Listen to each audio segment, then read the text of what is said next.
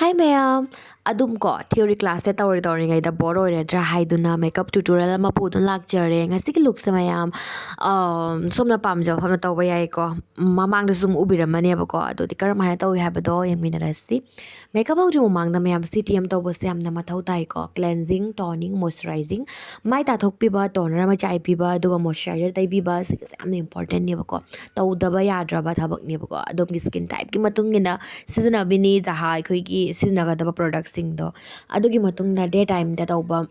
makeup oragadi sunscreen ama lawraga taibiro ko housing mayam primer ama lawraga taizare ahanba steps da primer oidoini primer sisu yamna important ne ba ko season ai khoi makeup se long lasting oi thok han bada yamna mateng pangi aduga ai khoi na karamba makhal gi makeup se pamino habdi dewy finish matte finish sigumba se khoi na sinarakadaba products gi matungina ai khoi gi look to achieve to ba yae ba ko adom se oily skin oiba taragadi matte finish oiba primer sina view hena phagani aduga dry skin oragadi hydrating illuminating satin finish adugumba dewy finish thabado sina view ko aduga mayam hauzik mai sta yeng biro primer gi matungda aikoina any mai da tharakadorba product sing je loina ngak ki gap thambigani matam nga ki sum pibigani ko adugi matungda mai se yengbiro ko mai se khoi yamna dag duk tabra karino haibado karama mawong da haidi yamna dag se intense na tabra habdi yamna henjana taba dag oragadi ai khoi color corrector tawbiu aduga yamna tadaba yam light na taba dag oragadi concealer ama lawraga dum sinaba yagani ado mayam adom na lawga doriba concealer do khoi skin tone dagi khara shade ama ani rom dark ocean bako karino haibadi mayam yengo dark doi matong ina lawdu ne bako khoi dark se khoi skin tone singa mana de na ko aduga dark hai rai na khoi mi pudo maki dark se mana de amana khasitang light ona taba su yawi mamjana taba su yawi adui matong ina ko dark color ama lawraga dum taibi na mata ri phajan tawna main mane bako hauji hauji ki ona di ko gi mai da dark amna ta de aduna skin tone gi concealer ama lawre season as male lage bako aina lawriba concealer se inside ki HD concealer se mayam yamna affordable oibada ko afaba concealer ne ba ado mayam adumna chatkadoriba thabak se ko gi pung habadi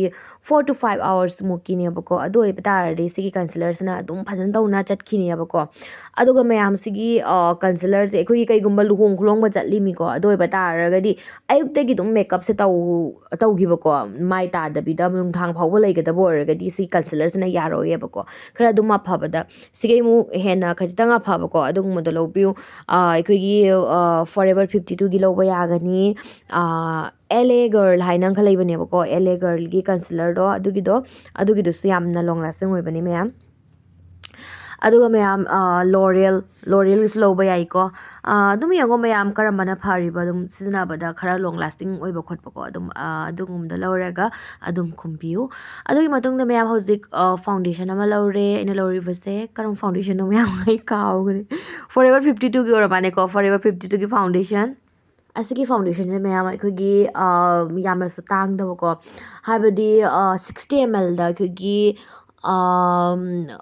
lising amaga chamnga chatruk adui manung da phangmani ko mayam khajitang sigise offer pirak pa madam da lising amaga chamri rom da ko adumai num phangani 60 ml ai se yam bani ba ai ko gi foundation da yam 30 ml se sum ai ko gi yam na common oi dana ko ado sigise 60 ml phangmani aduna sise yamna affordable da phaba foundation ni yamna habadi full coverage pp aba ko aduga long lasting so oya ba ko aduna se luhong khulongba mama even bridal makeup kari ka to sina ba ya ba foundation ne ba ko kai gumba dom se oily skin oraga na maya matte finish sina gani aduga dry gumba oraga na ko gi hydrating dewy finish adugumba foundation sina bi gani si foundation je maya ba ko gi kano da ko aikogi khajitang dry oiba skin da di sinaba nungai roi dry na khalleba ko ado kaigumba phajana skin prep haibadi CTM phajana tawna khotna dum sinagi bo already dum yagine ba ko ado khajitang aikogi oily dana hena jana ga dry na khalleba sigi foundation je ma'am phajana tawna ma'am ahan da sandok vire foundation je aduga brush ama lawraga phajana muka blend to thokchare brush na blend taw basana ma'am yengo full coverage phangani aduga beauty blender na blend taw banana aikogi natural finish ko adu da phangani ba ko ayi aikogi beauty blender na blend taw se amna pamje hai tare ma'am hadang marak se brush ki khara sum ꯀꯩ ꯍꯥꯏꯅꯤ ꯃꯌꯥꯝ ꯕ꯭ꯔꯁꯅ ꯑꯌꯥꯝꯕꯅ ꯑꯗꯨꯝ ꯁꯤꯖꯤꯟꯅꯔꯦꯀꯣ ꯑꯗꯣ ꯆꯠꯊꯣꯛ ꯈꯣꯠꯇꯣꯛꯄ ꯁ꯭ꯋꯥꯏ ꯑꯗꯨꯝ ꯑꯗꯨ ꯑꯣꯏꯇꯥꯔꯗꯤ ꯑꯩ ꯑꯗꯨꯝ ꯕ꯭ꯌꯨꯇꯤ ꯕ꯭ꯂꯦꯟꯗꯔ ꯑꯗꯨꯝ ꯁꯤꯖꯤꯟꯅꯩꯌꯦꯕꯀꯣ ꯑꯗꯣ ꯚꯤꯗꯤꯑꯣꯁꯀꯤ ꯑꯣꯏꯅꯗꯤ ꯑꯩ ꯍꯟꯗꯛ ꯃꯔꯛꯁꯦ ꯕ꯭ꯔꯁꯅ ꯑꯌꯥꯝꯕꯅ ꯁꯨꯝ ꯁꯤꯖꯤꯟꯅꯔꯦꯀꯣ ꯐꯖꯅ ꯕ꯭ꯂꯦꯟ ꯇꯧꯔꯕ ꯃꯇꯨꯡꯗ ꯃꯌꯥꯝ ꯍꯧꯖꯤꯛ ꯌꯦꯡꯉꯣ ꯑꯩꯈꯣꯏꯒꯤ ꯂꯤꯀ꯭ꯋꯤꯠ ꯀ꯭ꯔꯤꯝ ꯑꯗꯨꯒꯨꯝꯕ ꯄ꯭ꯔꯣꯗꯛ ꯁꯤꯖꯤꯟꯅꯒꯗꯕ ꯑꯣꯏꯔꯒꯗꯤ ꯍꯧꯖꯤꯛ ꯁꯤꯖꯤꯟꯅꯕꯤꯍꯧꯔꯣꯕꯀꯣ ꯀꯩꯒꯤꯅꯣ ꯍꯥꯏꯔꯗꯤ ꯑꯩꯈꯣꯏꯅ ꯁꯤꯒꯤ ꯃꯊꯛꯁꯤꯗꯀꯣ ꯑꯩꯈꯣꯏꯅ ꯄꯥꯎꯗꯔ ꯄ꯭ꯔꯣꯗꯛ ꯊꯥꯔꯛꯇꯣꯏꯅꯦꯕ ꯁꯦꯠ ꯇꯧꯅꯕꯒꯤꯗꯃꯛꯇ ꯑꯩꯈꯣꯏꯒꯤ ꯃꯦꯀꯞꯁꯦ ꯍꯧꯖꯤꯛ ꯌꯦꯡꯉꯨꯅꯦ ꯀꯩꯅꯣ ꯇꯧ ꯂꯩꯔꯤꯗꯅꯀꯣ ꯍꯥꯏꯗꯤ ꯂꯤꯀ꯭ꯋꯤꯠ ꯉꯥꯛꯇꯅꯦꯕ ꯑꯩꯈꯣꯏꯅ ꯁꯤꯖꯤꯟꯅꯈꯤꯕꯗꯣ ꯑꯩꯈꯣꯏꯒꯤ ꯀꯟꯁꯤꯂꯔ ꯐꯥꯎꯟꯗꯦꯁꯟ ꯑꯗꯨ ꯃꯌꯥꯝꯗꯣ ꯐꯖꯅ ꯊꯝꯕꯒꯤꯗꯃꯛꯇ ꯂꯣꯛ ꯇꯧꯕꯤꯅꯕꯒꯤꯗꯃꯛꯇ ꯑꯩꯈꯣꯏꯒꯤ ꯃꯦꯀꯞꯁꯦ ꯂꯣꯡ ꯂꯥꯁꯇꯤꯡ ꯑꯣꯏꯍꯟꯅꯕꯒꯤꯗꯃꯛꯇ ꯑꯩꯈꯣꯏꯅ ꯀꯣꯝꯄꯦꯛ ꯑꯃꯗꯤ ꯊꯥꯔꯛꯀꯅꯤꯗꯅꯀꯣ ꯀꯣꯝꯄꯦꯛ ꯅꯠꯇ꯭ꯔꯒ ꯂꯨꯖ ꯄꯥꯎꯗꯔ ꯀꯣ ꯑꯦꯅꯤ ꯑꯗꯨꯒꯨꯝꯕ ꯄꯥꯎꯗꯔ ꯄ꯭ꯔꯣꯗꯛ ꯑꯃ ꯁꯤꯖꯤꯟꯅꯔꯛꯇꯣꯏꯅꯤ ꯑꯗꯨꯒꯤꯗꯨꯅ ꯀꯩꯒꯨꯝꯕ ꯍꯧꯖꯤꯛ ꯂꯤꯀ꯭ꯋꯤꯠ ꯄ꯭ꯔꯣꯗꯛ ꯁꯤꯖꯤꯟꯅꯒꯗꯕ ꯑꯣꯏꯔꯗꯤ ꯁꯤꯖꯤꯟꯅꯕꯤꯌꯨꯔꯣ ꯍꯥꯏꯕꯗꯤ ꯕ꯭ꯂꯁꯀꯨꯝꯕ ꯑꯩꯈꯣꯏꯒꯤ ꯀꯣꯟꯇꯣꯔ ꯑꯗꯨꯒꯨꯝꯕꯗꯣ ꯁꯤꯖꯤꯟꯅꯒꯗꯕ ꯑꯣꯏꯔꯗꯤ ꯁꯤꯖꯤꯟꯅꯕꯤꯍꯧꯒꯅꯤ ꯄꯥꯎꯗꯔꯅ ꯁꯦꯠ ꯇꯧꯗ꯭ꯔꯤ ꯃꯃꯥꯡꯗꯀꯣ ꯑꯍꯥꯟꯕꯗ ꯑꯩꯈꯣꯏꯅ ꯀꯟꯁꯤꯂꯔ ꯁꯤꯖꯤꯟꯅꯈꯤꯕꯗꯣ ꯐꯥꯎꯟꯗꯦꯁꯟꯒꯤ ꯍꯥꯏꯕꯗꯤ ꯃꯅꯨꯡꯗꯀꯣ ꯑꯩꯈꯣꯏꯅ ꯐꯥꯎꯟꯗꯦꯁꯟ ꯇꯩꯗ꯭ꯔꯤꯉꯩ ꯃꯃꯥꯡꯗ ꯑꯩꯈꯣꯏꯅ ꯁꯤꯖꯤꯟꯅꯈꯤꯕ ꯀꯟꯁꯤꯂꯔ ꯗꯥꯔꯛ ꯑꯣꯏꯕꯗꯨꯅ ꯑꯩꯈꯣꯏꯒꯤ ꯗꯥꯔꯛ ꯗꯨꯛ ꯀꯩꯀꯛ ꯃꯦꯟꯅꯕꯒꯤꯗꯃꯛꯇꯅꯦꯕꯀꯣ ꯑꯗꯨꯒ ꯑꯩꯈꯣꯏꯒꯤ ꯐꯥꯎꯟꯗꯦꯁꯟ ꯊꯥꯔ ꯂꯣꯏꯔꯕ ꯃꯇꯨꯡꯗ ꯃꯊꯛ ꯇꯩꯔꯤꯕ ꯑꯩꯈꯣꯏꯒꯤ ꯀꯟꯁꯤꯂꯔꯁꯦ ꯁꯤꯁꯤꯅ ꯑꯩꯈꯣꯏꯒꯤ ꯍꯥꯏꯂꯥꯏꯇꯤꯡ ꯀꯟꯁꯤꯂꯔ ꯀꯧꯋꯦꯕꯀꯣ ꯁꯤꯁꯦ ꯌꯦꯡꯉꯣ ꯃꯌꯥꯝ ꯀꯟꯁꯤꯂꯔꯗꯤ ꯑꯃꯠꯇꯅꯤ ꯆꯞ ꯃꯥꯟꯅꯩꯀꯣ ꯑꯗꯣ ꯀꯂꯔꯁꯤꯗ ꯑꯩꯈꯣꯏꯒꯤ ꯑꯃꯝꯕ ꯀꯂꯔꯁꯤꯅ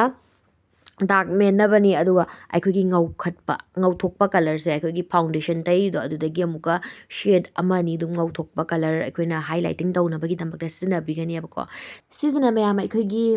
ꯃꯤꯠ ꯃꯈꯥꯁꯦ ꯁꯨꯝ ꯈꯔ ꯁꯨꯝ ꯃꯨꯔꯤ ꯇꯧꯅꯒ ꯂꯩꯕ ꯈꯣꯠꯄ ꯑꯃ ꯑꯗꯨꯒꯤꯗꯣ ꯑꯩꯈꯣꯏꯒꯤ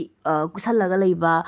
ꯌꯥꯝꯅ ꯌꯦꯡꯕ ꯃꯇꯝꯗ ꯑꯋꯥꯕ ꯃꯤ ꯃꯥꯜꯂꯤꯗꯅꯀꯣ ꯑꯗꯨꯒꯤꯗꯨꯅ ꯁꯤꯁꯦ ꯇꯩꯕꯤꯔꯝꯃꯒꯗꯤ ꯑꯩꯈꯣꯏꯒꯤ ꯐꯖꯅ ꯍꯥꯏꯂꯥꯏꯠ ꯇꯧꯔꯒ ꯂꯩꯔꯒꯗꯤ ꯐꯖꯔꯦꯗꯅꯀꯣ ꯃꯌꯥꯝ ꯂꯥꯏꯠꯅ ꯐꯨꯔꯛꯄ ꯈꯪꯗꯦ ꯃꯦꯀꯞꯇꯣ ꯐꯖꯩꯌꯦꯕꯀꯣ ꯑꯩꯈꯣꯏꯒꯤ ꯐꯥꯎꯟꯗꯦꯁꯟ ꯑꯇꯣꯞꯄ ꯃꯥꯏꯒꯤ ꯑꯇꯣꯞꯄ ꯑꯦꯔꯤꯌꯥꯁꯤꯡ ꯈꯔ ꯑꯣꯛꯁꯤꯗꯥꯏꯁ ꯑꯣꯏꯈ꯭ꯔꯒꯁꯨ ꯑꯩꯈꯣꯏꯒꯤ ꯈꯖꯤꯛꯇꯪ ꯂꯥꯏꯠꯇꯣ ꯍꯥꯏꯕꯗꯤ ꯂꯥꯏꯠ ꯑꯣꯏꯕ ꯀꯟꯁꯤꯂꯔ ꯇꯩꯕꯤꯔꯝꯃꯒꯗꯤ ꯑꯣꯛꯁꯤꯗꯥꯏꯁ ꯑꯣꯏꯈ꯭ꯔꯒꯁꯨ ꯈꯔꯁꯨ ꯉꯥꯟꯊꯣꯛꯅ ꯂꯩꯒꯅꯦꯕ ꯃꯌꯥꯝ ꯃꯨꯁꯜꯂꯣꯏꯑꯕ ꯑꯩꯈꯣꯏꯒꯤ ꯃꯦꯀꯞꯇꯣ ꯃꯌꯥꯝ ꯌꯦꯡꯕ ꯃꯇꯝꯗ ꯑꯩꯈꯣꯏꯒꯤ ꯃꯨꯁꯟꯕ ꯈꯣꯠꯆꯟꯕ ꯑꯗꯨꯒꯤꯗꯣ ꯃꯥꯜꯂꯣꯏꯑꯕꯀꯣ ꯃꯌꯥꯝ ꯑꯩ ꯍꯧꯖꯤꯛ ꯃꯊꯪ ꯑꯗꯨꯝ ꯚꯤꯗꯤꯑꯣ ꯁꯦꯝꯖꯔꯛꯀꯦ ꯀꯟꯁꯤꯂꯔꯒꯤ ꯃꯇꯥꯡꯗꯁꯨꯀꯣ ꯑꯩꯈꯣꯏꯒꯤ ꯀꯟꯁꯤꯂꯔꯁꯦ ꯀꯔꯤꯅꯣ ꯇꯥꯏꯞꯁ ꯀꯌꯥ ꯁꯨꯏ ꯃꯌꯥꯝ ꯌꯦꯡꯉꯣ ꯑꯩꯈꯣꯏꯅ ꯀꯦꯕ ꯇꯩꯕ ꯍꯥꯏꯔꯗꯤ ꯑꯗꯨꯝ ꯇꯩ ꯑꯗꯣ ꯀꯔꯤꯒꯤ ꯇꯩꯔꯤꯅꯣ ꯁꯤꯒꯤꯁꯦ ꯀꯔꯤ ꯃꯔꯝꯒꯤ ꯇꯩꯔꯤꯅꯣ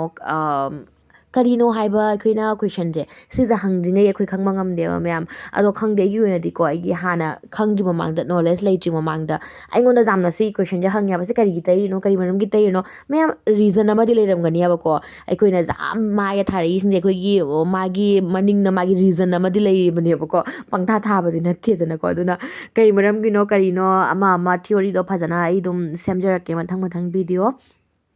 ꯉꯁꯤꯒꯤ ꯑꯣꯏꯅꯗꯤꯀꯣ ꯑꯩꯅ ꯁꯨꯝ ꯃꯌꯥꯝꯁꯨ ꯕꯣꯔ ꯑꯣꯏꯔꯗ꯭ꯔꯥ ꯍꯥꯏꯅ ꯁꯤꯒꯤ ꯃꯦꯀꯞ ꯂꯨꯛꯁ ꯑꯗꯨꯝ ꯁꯦꯌꯔ ꯇꯧꯖꯔꯛꯄꯅꯤ ꯄꯤꯁꯨꯝ ꯍꯧꯖꯤꯛ ꯐꯖꯅ ꯌꯦꯛꯆꯔꯦ ꯄꯤꯁꯨꯝꯒꯤ ꯃꯇꯥꯡꯗꯁꯨ ꯚꯤꯗꯤꯑꯣ ꯁꯦꯝꯖꯔꯛꯀꯦꯀꯣ ꯄꯤꯁꯨꯝꯁꯦ ꯀꯔꯝꯕ ꯃꯥꯏ ꯁꯦꯞꯇ ꯀꯔꯝꯕ ꯃꯈꯜꯒꯤ ꯄꯤꯁꯨꯝ ꯆꯥꯅꯩ ꯍꯥꯏꯕꯗꯣꯀꯣ ꯑꯩꯈꯣꯏꯅ ꯄꯤꯁꯨꯝꯁꯦ ꯍꯥꯏꯕꯗꯤ ꯗꯤꯖꯥꯏꯟ ꯑꯃꯗ ꯁꯦꯞ ꯑꯃꯗꯀꯣ ꯁ꯭ꯇꯥꯏꯜ ꯑꯃꯗ ꯃꯤ ꯄꯨꯝꯅꯃꯛ ꯂꯣꯏꯅ ꯐꯖꯕ ꯅꯠꯇꯦꯕꯀꯣ ꯃꯥꯒꯤ ꯁꯦꯞꯀꯤ ꯃꯇꯨꯡ ꯏꯟꯅ ꯆꯥꯅꯕ ꯍꯥꯏꯅ ꯑꯃꯈꯛ ꯂꯩꯗꯅꯀꯣ ꯑꯗꯨꯒꯤꯗꯣ ꯀꯔꯤꯅꯣ ꯀꯔꯥꯅꯣ ꯐꯖꯅ ꯇꯧꯅ ꯑꯩ ꯚꯤꯗꯤꯑꯣ ꯁꯦꯝꯖꯔꯛꯀꯅꯤ ꯃꯊꯪ ꯑꯗꯨ ꯉꯥꯏꯕꯤꯔꯝꯃꯣꯕꯀꯣ ꯃꯌꯥꯝ ꯄꯤꯁꯨꯝꯁꯦ ꯌꯦꯛꯅ ꯂꯣꯏꯔꯕ ꯃꯇꯨꯡꯗꯀꯣ ꯕ꯭ꯔꯁ ꯑꯃ ꯂꯧꯔꯦ ꯐ꯭ꯂꯦꯠ ꯕ꯭ꯔꯁ ꯃꯆꯥ ꯑꯃ ꯂꯧꯔꯒ ꯐꯖꯅ ꯄꯤꯁꯨꯝꯁꯦ ꯀꯛꯄꯤꯔꯝꯃꯅꯦꯕ ꯁꯤꯁꯤꯅ ꯑꯩꯈꯣꯏꯒꯤ ꯄꯤꯁꯨꯝꯁꯦ ꯌꯦꯛꯄ ꯃꯇꯝꯗ ꯑꯍꯥꯟꯕꯗꯗꯤ ꯌꯦꯛꯄ ꯃꯇꯝꯗ ꯈꯖꯤꯛꯇꯪ ꯁꯣꯏꯈꯤꯕ ꯈꯣꯠꯈꯤꯕ ꯌꯥꯎꯗ꯭ꯔꯅꯦꯀꯣ ꯑꯗꯨꯒꯤꯗꯣ ꯐꯖꯅ ꯀꯛꯄꯤꯔꯝꯃꯒ ꯑꯩꯈꯣꯏꯅ ꯁꯨꯝ ꯆꯨꯝꯗꯣꯛꯄꯤꯕ ꯌꯥꯔꯦ ꯑꯗꯨꯒ ꯄꯤꯁꯨꯝꯁꯦ ꯀꯛꯄꯤꯔꯝꯃꯕꯅꯤꯅ ꯐꯖꯅ ꯇꯧꯅ ꯅꯥꯟꯅ ꯃꯁꯥ ꯅꯥꯟꯅ ꯄꯤꯁꯨꯝꯁꯦ ꯆꯣꯡꯊꯣꯛꯑ ꯂꯩꯔꯅꯦꯕꯀꯣ ꯍꯦꯟꯅ ꯐꯖꯊꯣꯛꯑꯦ ꯍꯥꯏꯇꯥꯔꯦ ꯍꯧꯖꯤꯛ ꯃꯌꯥꯝ ꯑꯩꯅ ꯃꯃꯥꯡꯗ ꯄꯟꯈꯤꯗ꯭ꯔꯅꯦ ꯑꯩꯈꯣꯏꯒꯤ ꯂꯤꯀ꯭ꯋꯤꯠꯀꯨꯝꯕ ꯀ꯭ꯔꯤꯝꯒꯨꯝꯕ ꯑꯗꯨꯒꯨꯝꯕ ꯄ꯭ꯔꯣꯗꯛ ꯁꯤꯖꯤꯟꯅꯒꯗꯕ ꯑꯣꯏꯔꯗꯤ ꯁꯤꯖꯤꯟꯅꯍꯧꯔꯣ ꯍꯥꯏꯅꯀꯣ ꯕ꯭ꯂꯁ ꯑꯃ ꯂꯧꯔꯒ ꯑꯩ ꯍꯧꯖꯤꯛ ꯇꯩꯖꯔꯦ ꯑꯩꯁꯦ ꯑꯦꯛꯆꯨꯋꯦꯂꯤ ꯃꯌꯥꯝ ꯕ꯭ꯂꯁ ꯅꯠꯇꯦꯕꯀꯣ ꯁꯤꯒꯤꯁꯦ ꯃꯌꯥꯝ ꯑꯩꯈꯣꯏꯒꯤ ꯀ꯭ꯔꯤꯝ ꯂꯤꯞꯁꯇꯤꯛꯅꯦꯕꯀꯣ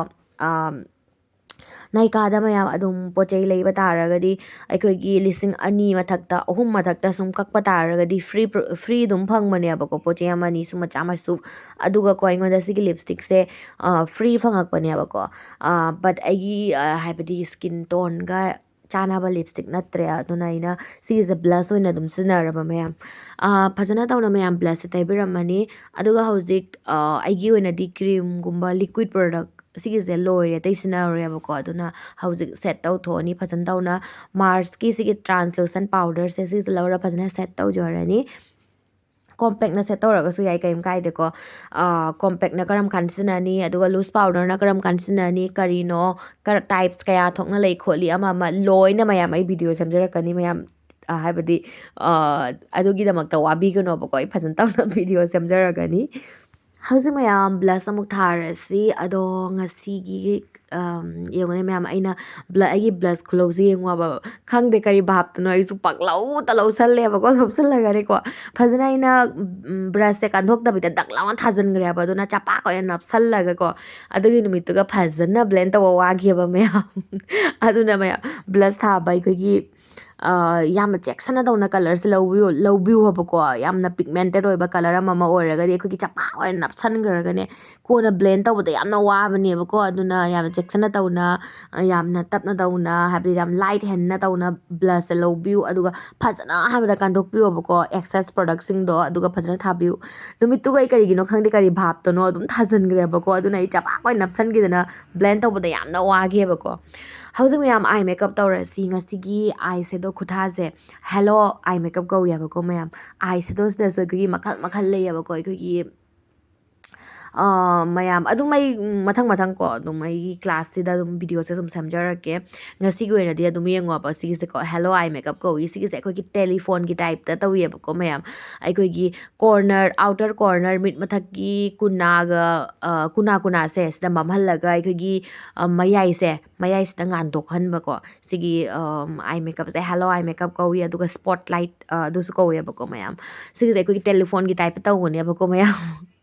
ꯑꯗꯨꯝ ꯌꯦꯡꯕꯤꯔꯣ ꯑꯍꯥꯟꯕꯗ ꯀꯂꯔꯁꯦ ꯂꯧꯔꯒ ꯀꯣꯔꯅꯔ ꯔꯣꯝꯗ ꯊꯝꯃꯦꯕꯀꯣ ꯀꯂꯔꯁꯤꯡ ꯌꯦꯡꯉꯣ ꯑꯍꯥꯟꯕꯗ ꯀꯂꯔꯁꯦ ꯑꯣꯟꯂꯤ ꯊꯝꯒꯅꯦꯕ ꯕ꯭ꯂꯦꯟ ꯇꯧꯔꯣꯏꯑꯕꯀꯣ ꯑꯗꯨꯒ ꯃꯌꯥꯝ ꯍꯧꯖꯤꯛ ꯇꯞꯄꯤ ꯇꯧꯅ ꯕ꯭ꯂꯦꯟꯁꯦ ꯇꯧꯒꯅꯤ ꯕ꯭ꯔꯁꯁꯦ ꯌꯦꯡꯉꯨꯅꯦ ꯃꯌꯥꯝ ꯑꯩꯅ ꯑꯥꯎꯇꯔ ꯀꯣꯔꯅꯔ ꯔꯣꯝꯗ ꯇꯩꯈꯤꯕ ꯕ꯭ꯔꯁꯇꯨꯒ ꯏꯟꯅꯔ ꯀꯣꯔꯅꯔ ꯔꯣꯝꯗ ꯇꯩꯔꯤꯕ ꯑꯩꯈꯣꯏꯒꯤ ꯕ꯭ꯔꯁꯁꯦ ꯁꯤꯁꯦ ꯃꯥꯟꯅꯗꯦꯕꯀꯣ ꯃꯔꯝꯗꯤ ꯌꯦꯡꯉꯨꯅꯦ ꯃꯌꯥꯝ ꯑꯩꯈꯣꯏꯒꯤ ꯀꯣꯔꯅꯔꯁꯤꯡꯁꯤꯗꯤ ꯌꯦꯡꯉꯨꯅꯦ ꯈꯖꯤꯛꯇꯪ ꯑꯩꯈꯣꯏꯒꯤ ꯃꯆꯥꯒꯨꯝꯕ ꯕ꯭ꯔꯁ ꯑꯗꯨꯒ ꯍꯥꯏꯕꯗꯤ ꯏꯟꯅꯔ ꯀꯣꯔꯅꯔ ꯔꯣꯝꯗ ꯈꯖꯤꯛꯇꯪ ꯐꯤꯠ ꯑꯣꯏꯒꯗꯕꯀꯣ ꯌꯦꯡꯕ ꯃꯇꯝꯗꯁꯨ ꯈꯖꯤꯛꯇꯪ ꯐ꯭ꯂꯦꯠ ꯑꯣꯏꯁꯟꯕꯀꯣ ꯑꯗꯨꯒꯨꯝꯕ ꯕ꯭ꯔꯁ ꯑꯃ ꯂꯧꯔꯒ ꯁꯨꯃꯥꯏꯅ ꯇꯧꯅ ꯇꯩꯕꯤꯔꯣ ꯑꯗꯨꯒ ꯁꯨꯝ ꯕ꯭ꯂꯦꯟ ꯇꯧꯊꯣꯛꯄꯤꯕꯀꯣ ꯃꯌꯥꯝ ꯐꯖꯅ ꯇꯧꯅ ꯚꯤꯗꯤꯑꯣꯁꯤ ꯌꯦꯡꯕꯤꯌꯨ ꯑꯩꯅ ꯉꯥꯡꯕ ꯈꯣꯠꯄꯗ ꯁꯣꯏꯕ ꯈꯣꯠꯄ ꯌꯥꯎꯔꯒꯁꯨꯀꯣ ꯑꯍꯥꯟꯕꯗ ꯀꯣꯔꯅꯔꯁꯦ ꯇꯩꯕꯤꯔꯦ ꯑꯗꯨꯒ ꯐꯖꯅ ꯁꯨꯝ ꯕ꯭ꯂꯦꯟ ꯇꯧꯔꯦꯀꯣ ꯍꯧꯖꯤꯛ ꯌꯦꯡꯉꯨꯅꯦ ꯃꯌꯥꯝ ꯀ꯭रीꯁ ꯂꯥꯏꯟꯁꯦ ꯁꯤꯗ ꯁꯨꯃꯥꯏꯅ ꯑꯃꯨꯛꯀ ꯖꯣꯏꯟ ꯇꯧꯁꯜꯂꯝꯃꯅꯦꯕꯀꯣ ꯖꯣꯏꯟ ꯇꯧꯔꯒ ꯁꯨꯝ ꯐꯖꯅ ꯕ꯭ꯂꯦꯟ ꯇꯧꯕꯤꯒꯅꯤ ꯃꯤꯠ ꯑꯅꯤꯁꯦ ꯁꯨꯝ ꯃꯥꯟꯅ ꯁꯨꯝ ꯊꯥꯔ ꯆꯠꯄꯤꯌꯣꯕ ꯑꯍꯥꯟꯕ ꯕꯤꯒꯤꯅꯔꯁ ꯑꯣꯏꯕ ꯇꯥꯔꯒꯗꯤ ꯅꯠꯇ꯭ꯔꯒꯗꯤ ꯀꯣꯟꯅ ꯑꯗꯨꯝ ꯃꯤꯠ ꯑꯃ ꯀꯦꯕ ꯂꯣꯏꯔꯒ ꯑꯃꯨꯛ ꯊꯥꯕꯗꯣ ꯑꯃꯨꯛꯀ ꯃꯥꯅ ꯈꯣꯠꯅꯗꯕꯤ ꯇꯧꯒꯅꯤ ꯑꯗꯨꯅ ꯑꯍꯥꯟꯕ ꯕꯤꯒꯤꯅꯔꯁ ꯑꯣꯏꯕ ꯇꯥꯔꯒꯗꯤ ꯑꯗꯨꯝ ꯃꯥꯟꯅꯅꯀꯣ ꯑꯗꯨꯝ ꯕ꯭ꯂꯦꯟ ꯇꯧꯔꯒ ꯀꯂꯔꯁꯦ ꯑꯗꯨꯝ ꯇꯩꯔ ꯑꯗꯨꯝ ꯆꯠꯄꯤꯌꯣꯕꯀꯣ ꯍꯧꯖꯤꯛ ꯑꯔꯣꯏꯕꯗ ꯑꯩꯈꯣꯏꯒꯤ ꯈꯖꯤꯛꯇꯪ ꯄीची ब्राउन हाइदुनेबको पीच खजितंग zum changba adugumba peachy brown color do lawraga phajana amuka blend tawthokjare colors de loina masana na tanabako aduga maya hojiki aisado palette adudagi adum brown color ama lawra ko adum contour tawba yayebako adum yamfamda contour powder kekak leitaba taraga su any eyeshadow palette amadagi ko khajitang aikogi contour gi color se yengba matamda brown oraga su khajitang gray jangmani abako gray jangba brown color do adugi do lawraga adum contour sum tawba yai mayam nokning dro mayam hojiki sakse ado hojik phajana blend tawbigani नातोन की मपान पान से खजितंग सुम तैरगा blend तौर इसे को सिजना की नातोन से खजितंग pixel लगा सुम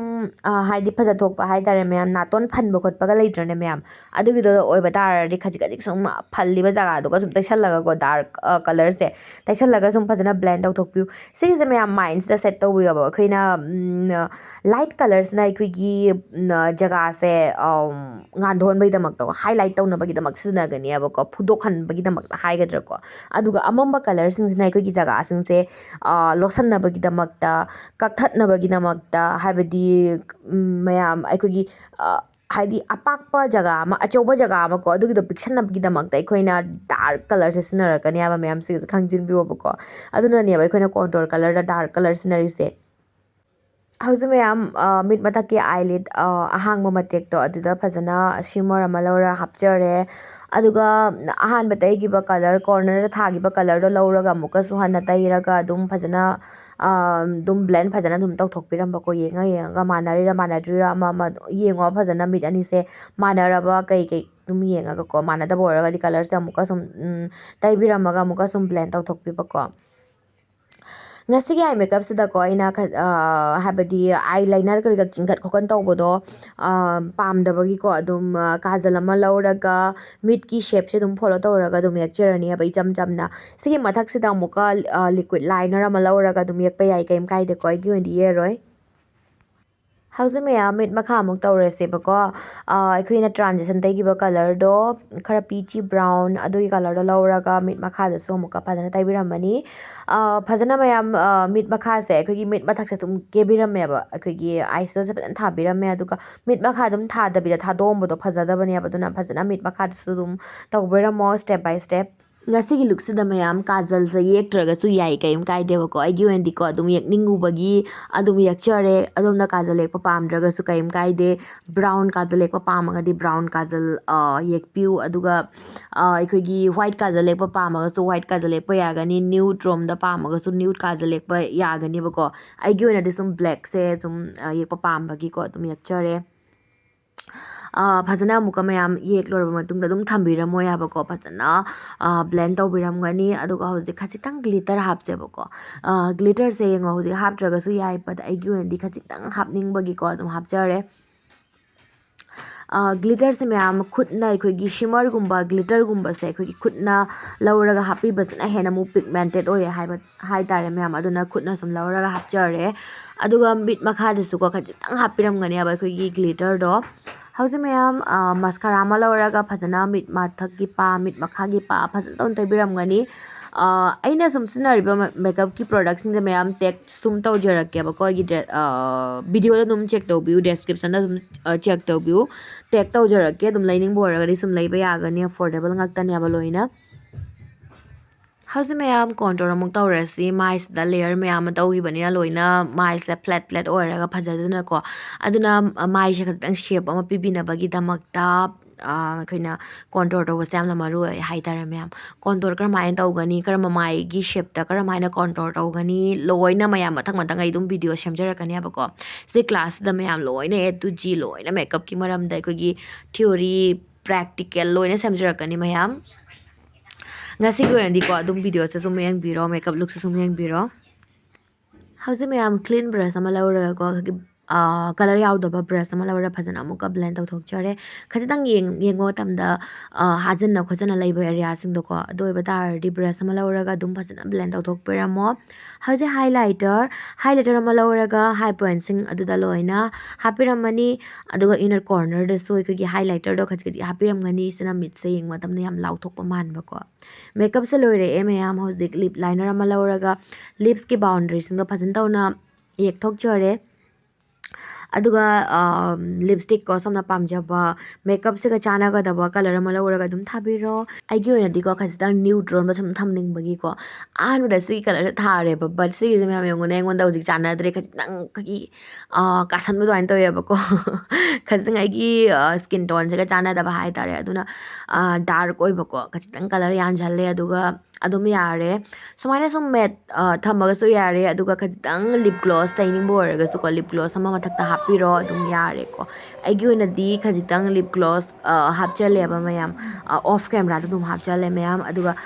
ꯁꯦꯠꯇꯤꯡ ꯁ꯭ꯄ꯭ꯔꯦ ꯍꯥꯏꯕꯗꯤ ꯃꯦꯀꯞ ꯐꯤꯛꯁꯔ ꯑꯃ ꯐꯖꯅ ꯆꯥꯏꯖꯔꯛꯑꯦ ꯑꯗꯨꯒ ꯃꯌꯥꯝ ꯑꯗꯨꯝ ꯂꯣꯏꯔꯦ ꯑꯩ ꯉꯁꯤ ꯀꯔꯝꯕ ꯐꯤꯛꯁꯔꯅꯣ ꯑꯩꯅ ꯆꯥꯏꯈꯤꯕꯗꯣ ꯁ꯭ꯋꯤꯁ ꯕ꯭ꯌꯨꯇꯤꯒꯤ ꯑꯣꯏꯔ ꯃꯥꯜꯂꯦ ꯃꯌꯥꯝ ꯑꯩ ꯀꯥꯎꯈ꯭ꯔꯦ ꯃꯌꯥꯝ ꯋꯥꯔꯧꯕꯤꯒꯅꯨ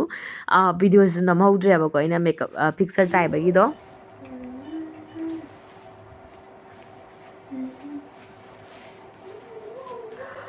ꯃꯌꯥꯝ ꯑꯩ ꯃꯦꯀꯞꯁꯦ ꯂꯣꯏꯔꯦ ꯕꯠ ꯃꯌꯥꯝ ꯍꯧꯖꯤꯛ ꯑꯩꯒꯤ ꯍꯥꯏꯅꯦꯛꯁꯦ ꯆꯦꯟꯖ ꯇꯧꯕꯒꯤ ꯑꯩꯉꯣꯟꯗ ꯀꯩ ꯍꯥꯏꯅꯤ ꯃꯌꯥꯝ ꯊꯧꯅꯥ ꯂꯩꯇ꯭ꯔꯦ ꯃꯌꯥꯝ ꯑꯗꯨꯛꯀꯤ ꯃꯇꯤꯛ ꯏꯪꯉꯦꯕꯀꯣ ꯚꯤꯗꯤꯑꯣꯁꯦ ꯃꯌꯥꯝ ꯂꯥꯁꯇ ꯅꯝꯕ ꯉꯝꯗꯗꯅꯀꯣ ꯍꯤꯇꯔ ꯊꯥꯔꯒ ꯍꯧꯖꯤꯛ ꯐꯝꯃꯒ ꯃꯌꯥꯝꯗꯩ ꯐꯥꯏꯅꯦꯜ ꯂꯨꯛꯁꯦ ꯎꯠꯂꯛꯏꯅꯤ ꯃꯌꯥꯝ ꯑꯗꯨꯛꯀꯤ ꯃꯇꯤꯛ ꯏꯪꯉꯦꯕ ꯑꯗꯨꯅ ꯃꯌꯥꯝ ꯑꯩꯒꯤ ꯍꯥꯏꯅꯦꯛ ꯀꯔꯤꯀꯛꯁꯦ ꯏꯒꯅꯣꯔ ꯇꯧꯔꯣ ꯃꯅꯨꯡꯗ ꯐꯖꯕ ꯑꯩꯈꯣꯏꯒꯤ ꯋꯥꯏꯠ ꯀꯂꯔ ꯅꯠꯇ꯭ꯔꯒ ꯁꯨꯝ ꯍꯥꯏꯗꯤ ꯃꯦꯀꯞꯁꯦꯒ ꯁꯨꯝ ꯆꯥꯟꯅꯕꯀꯣ ꯕ꯭ꯂꯥꯎꯁ ꯀꯩꯀꯥ ꯂꯤꯠꯄꯤꯔꯣ ꯌꯥꯝꯅ ꯐꯖꯒꯅꯤ ꯁꯤꯁꯤꯅꯦ ꯃꯌꯥꯝ ꯐꯥꯏꯅꯦꯜ ꯂꯨꯛ ꯁꯤꯁꯤꯅꯦ ꯃꯌꯥꯝ ꯉꯁꯤꯒꯤ ꯃꯦꯀꯞꯁꯦ ꯁꯤꯗ ꯆꯟꯗꯟ ꯊꯤꯟꯕ ꯌꯥꯏ asumai sum chatpa yare. I hope mayam ngasi look se mayam nasu pambiram gana khanjai pambi batara gadi mayam videos to like to biramo channel asidana wachang birak poragana subscribe to san biramo adu di mayam ngasi videos ne matang asida sulo chanjarage. Bye bye.